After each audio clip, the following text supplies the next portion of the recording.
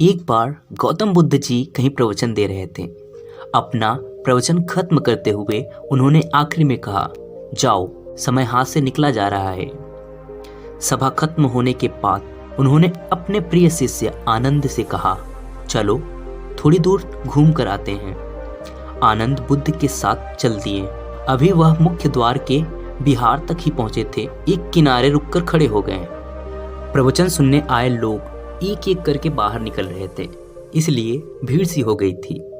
अचानक उसमें से एक स्त्री निकलकर बुद्ध के पास आती है और वह बोलती है, तथागत, मैं एक नर्तकी हूँ।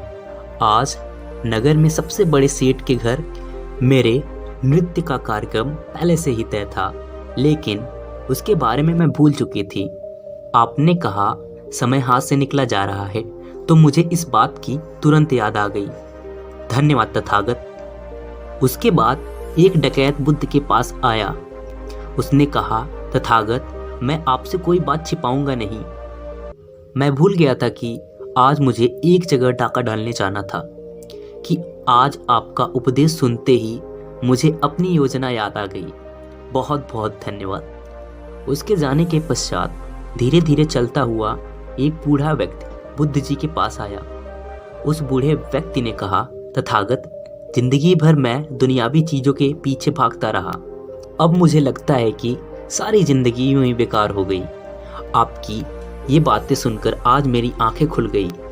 आज मैं अपने सारे दुनियावी मोह छोड़कर निर्वाण के लिए कोशिश करना चाहता हूँ। जब सब लोग चले गए तो बुद्ध जी ने कहा, देखो आनंद, प्रवचन मैंने एक ही दिया, लेकिन उसका हर किसी ने अलग अलग मतलब निकाला। जिसकी जितनी झोली होती है उतना ही ज्ञान समेट पाता है।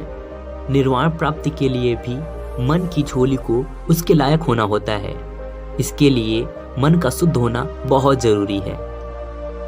इस स्टोरी से आपने जो भी सीखा हो कमेंट करके जरूर बताइए, और हाँ, चैनल पर अगर नए हो तो सब्सक्राइब कर लीजिए।